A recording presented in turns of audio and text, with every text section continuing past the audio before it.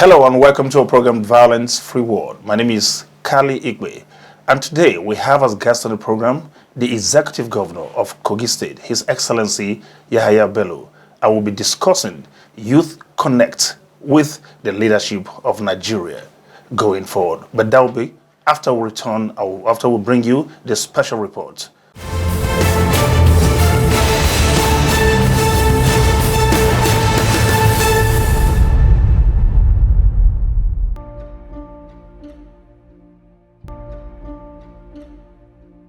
Society analysts often cite manifest neglect of the youth segment, low level of inclusiveness, and targeting of young people for harassment by men in uniform as major reasons for unrest and youth involvement with violence, crimes, and other ills.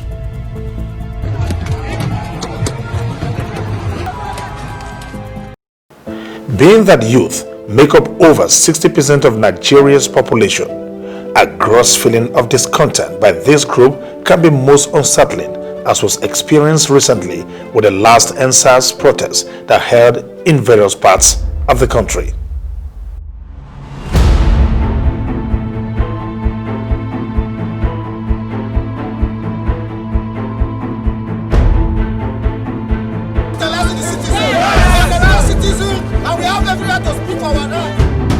For many of the young people that participated in the protest, their grouse was beyond police brutality. They were miffed with the incessant closure of public universities, high unemployment level, and brazen looting of our scarce resources by politicians in the guise of emolument, contracts, and other means. Before the NSAS saga, the agitation and eventual realization of the Not Too Young to Run bill in 2017 signaled the readiness of the youth of Nigeria to get involved with governance of the country.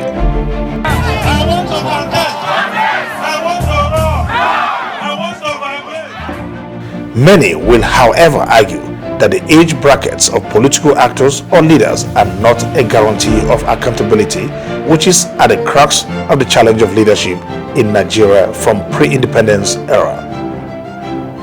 It is instructive to note that our most known political leaders like Nnamdi Azikiwe, Yakubu Gowon, Olusegun Obasanjo, Muhammadu Buhari, Shehu Shagari, Obafemi Awolowo, and several others got into office as very young people. Yet, governance has remained quite poor.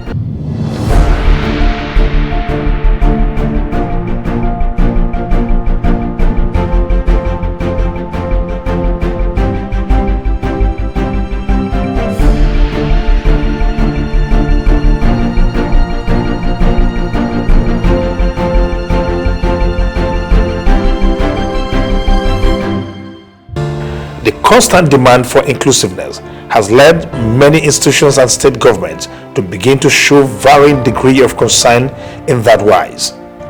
For instance, the election of a 32-year-old Debo Ogundoyin as Speaker of the Oyo State House of Assembly and another young person, Abok Nuhu Ayuba, at age 34 as Speaker of the Plateau State House of Assembly, expectedly caused some sensation. As a way of assuaging the youth, many state governments now claim to have initiated youth empowerment programs and other measures to fill this gap. It is worthy of note that Kogi State particularly now prides itself as the one with the most youth at the helm of affairs. The state governor, Yahaya Bello, is only 45 years of age. Finally, while it may be politically significant to see many youth emerge as office holders, it is much more important to embark on a reorientation of our mindset towards a focus on accountability and patriotism as we crave a violence-free Nigeria.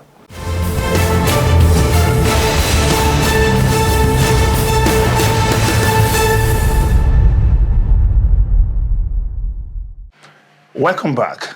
I did promise that we have a special guest in the house, His Excellency, the Executive Governor of Kogi State, Yahaya Bello. Excellency, you're welcome to the program. Thank you very much, Mr. Kali. Thank you, Excellency. Now, Lokoja, particularly like other major cities in the country, buoyed seriously when NSAS came forth.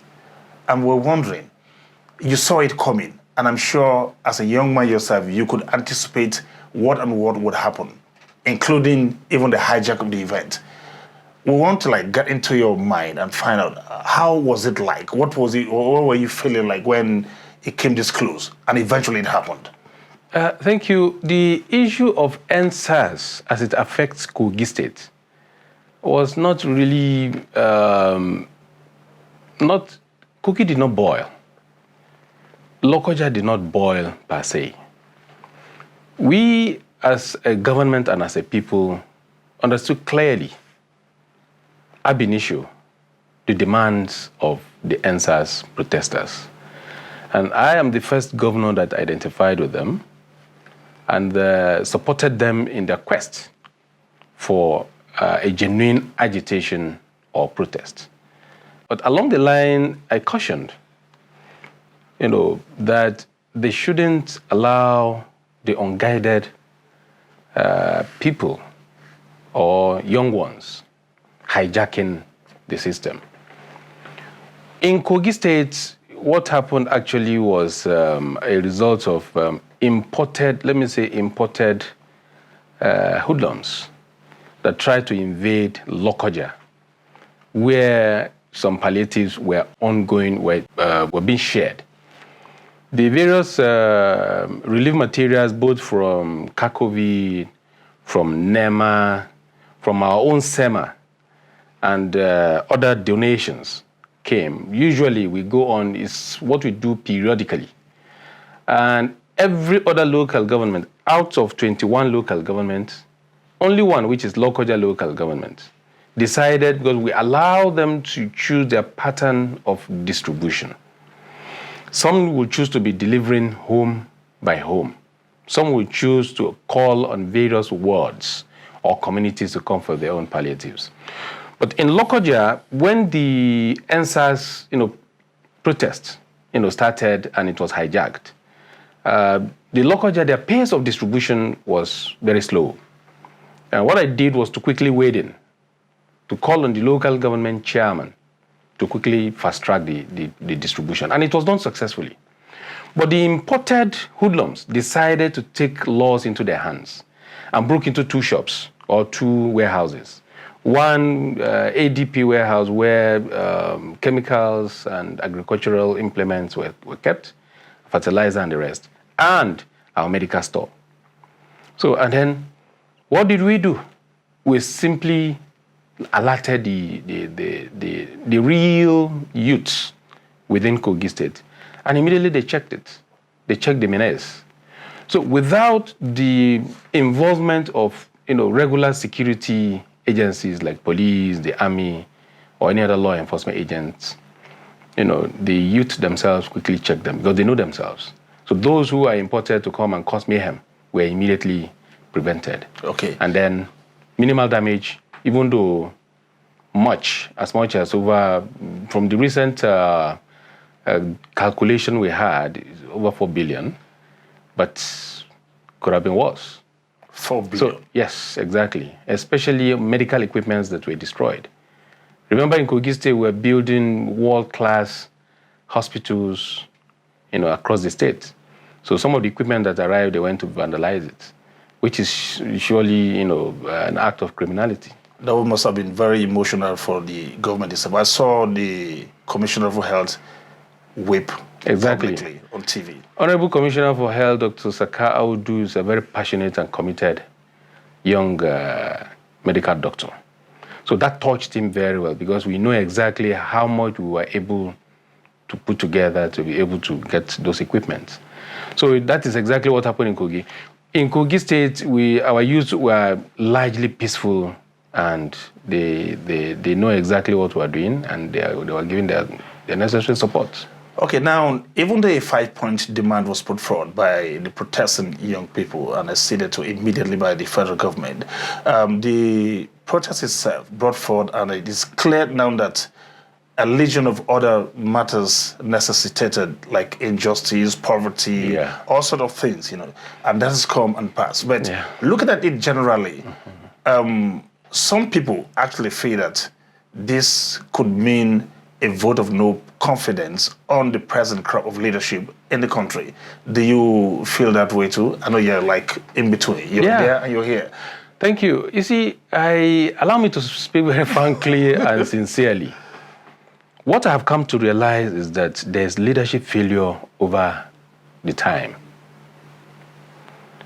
Our forefathers of blessed memory, when you talk of Sir Ahmadu Bello, Tafawa Balewa, Ziggs, the Awolowas, meant well. They were nationalists. They meant well for this country. Until recently, we were having leadership failure before the current dispensation.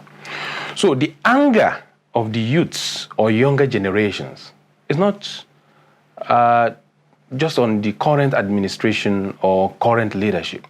It's a pent-up anger, accumulated anger over the period. And that's what they try to vent out. But I quickly saw the danger the agitation is turning into. And I had to come out to warn and caution.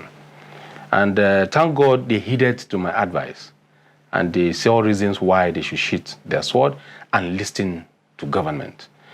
But I sincerely would wish that currently we pay more attention to the demands of younger generations and even Nigerians generally. It is time we have a complete change, a complete detour from the way and manner we govern this country.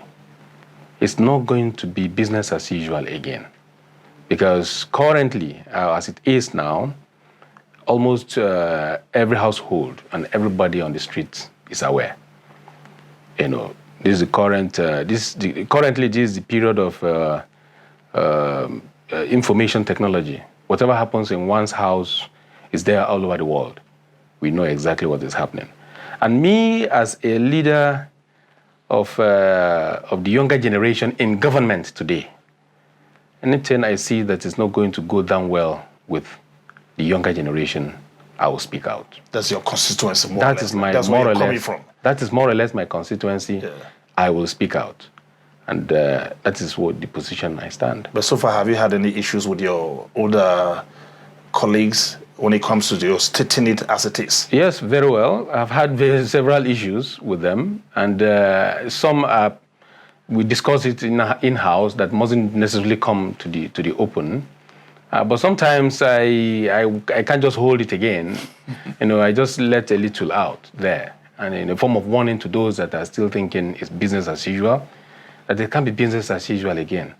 We must listen to the yearnings and aspirations of the people. So, okay, Excellency, NSAS protest brought to the fore some other issues like bordering on structural deficiency also. That's part of what we're going to come back and talk to when we return from this break. This is Violence Free World. I've been speaking with the Executive Governor of Kogi State, His Excellency Yahaya Bello. When we return from the break, there'll be more. Stay here.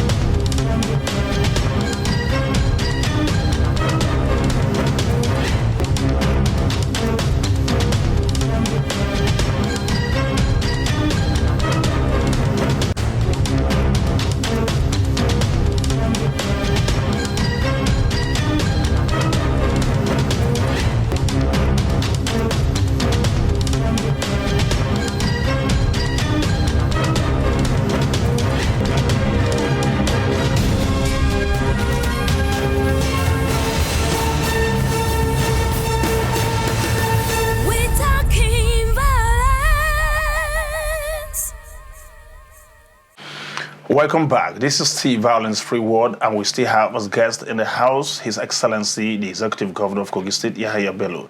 Excellency, now, like we're saying, the NSAS protests brought to the fore certain issues, revealed certain inadequacies, especially as it concerns our security operatives, numerical strength, poor training, and some other things, which borders again on the restructuring that people have been talking about.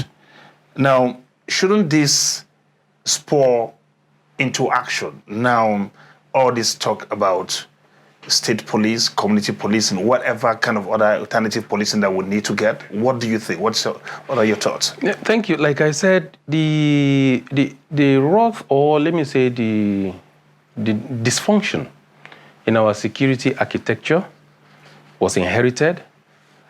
And let me tell you something. The current administration is doing a lot in ensuring that the army, the police, there are reforms.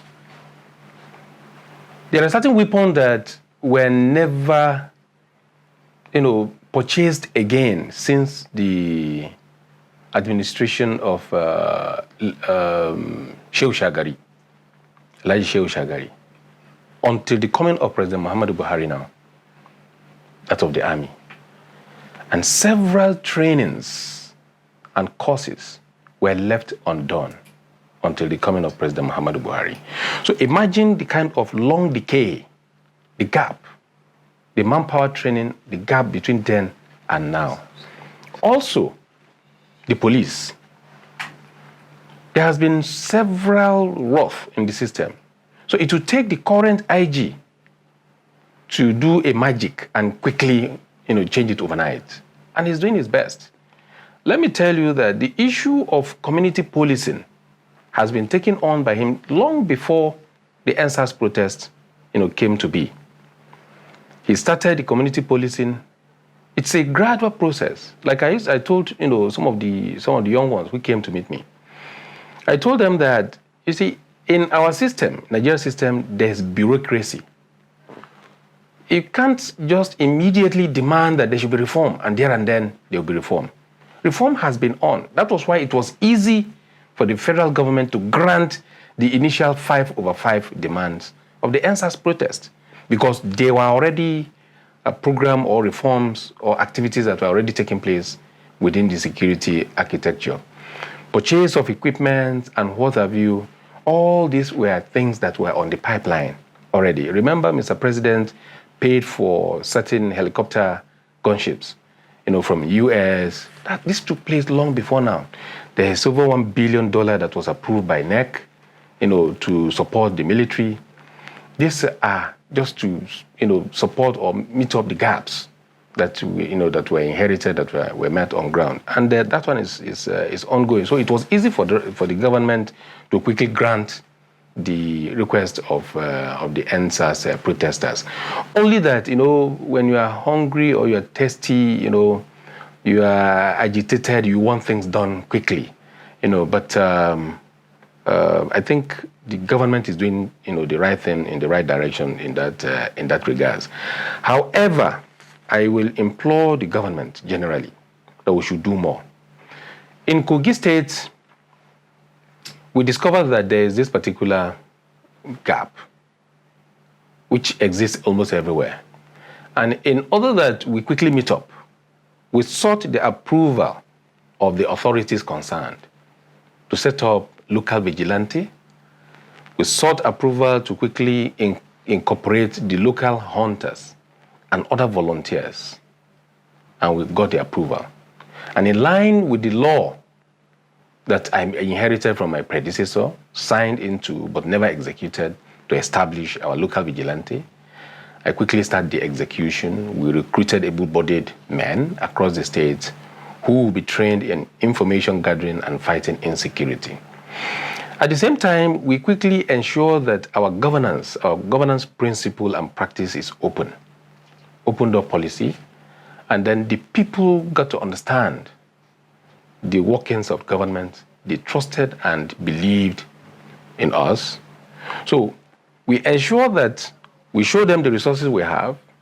100 naira, for instance, I'm giving an example.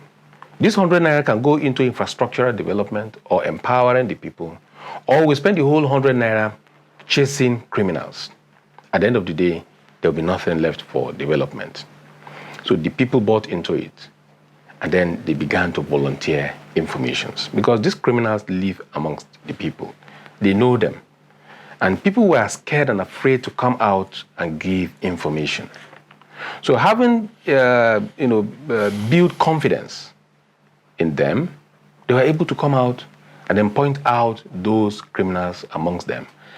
And it was easy for the law enforcement agencies, in collaboration with the local vigilante and hunters, to quickly rout them out. That was why within 6 months of my administration, we were able to rout out insecurity in the state.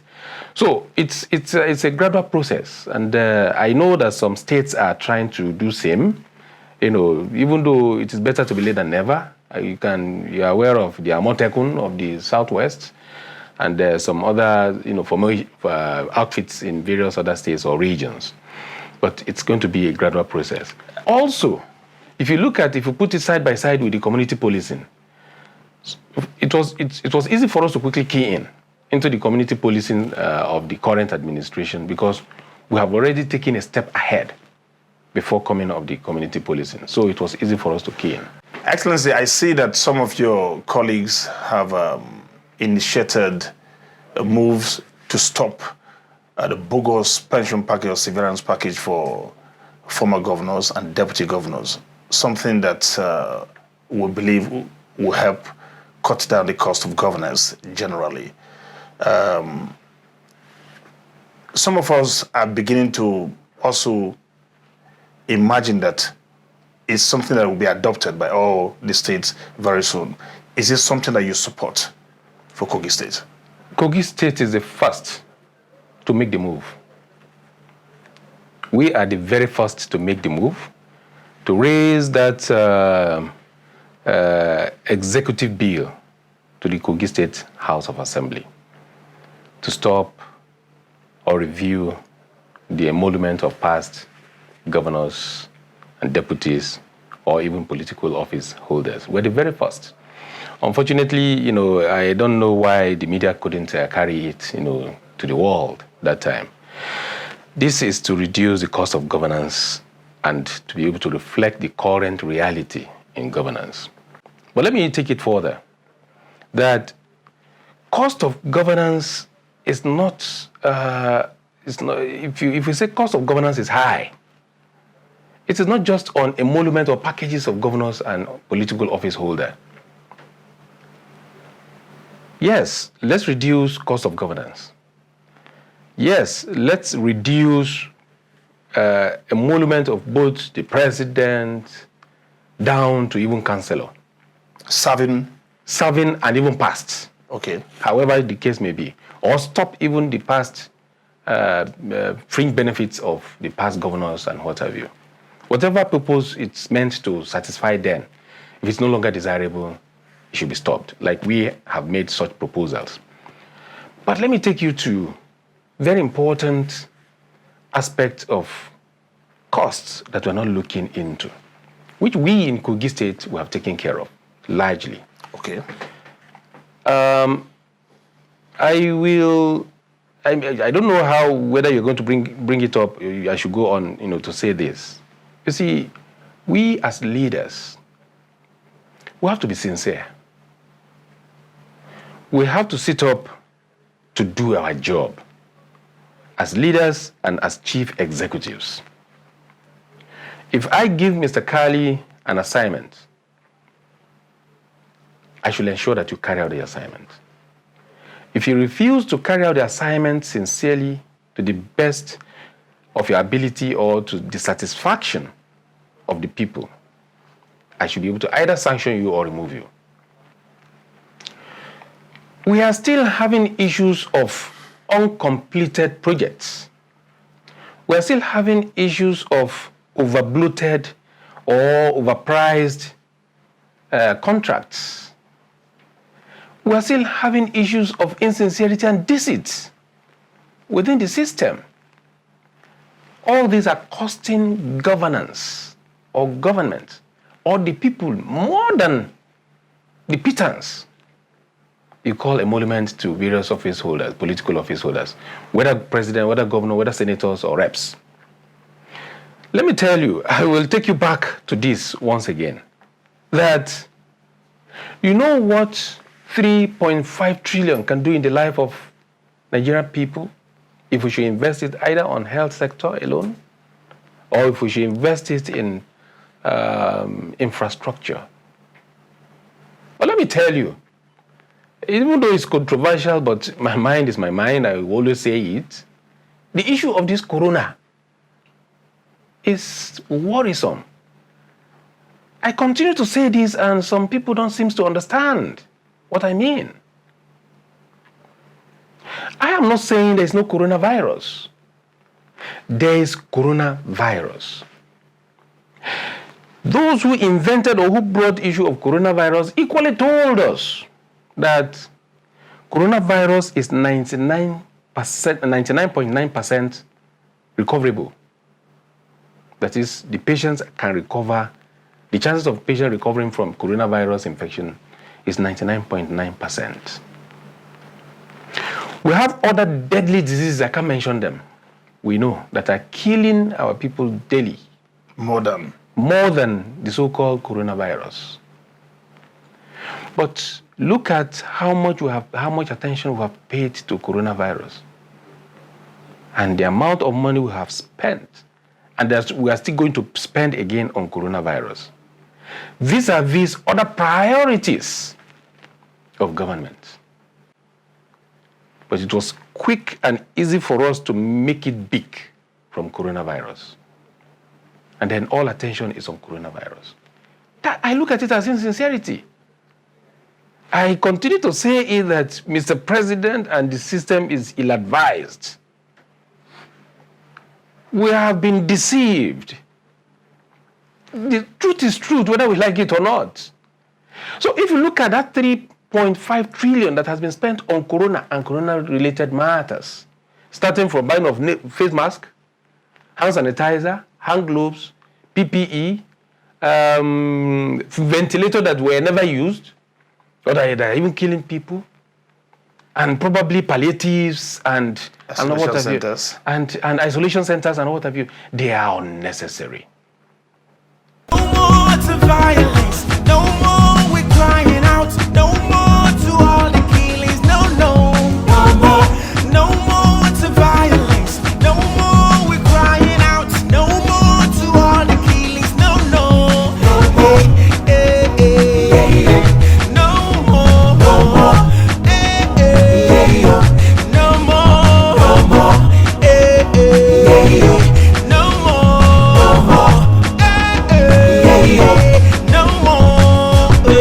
every day I pray, say make it no delay for that, cause the way the thing they go, peace is all we need to make the water settle. So basically, we dey struggle inside kettle. What is supposed to be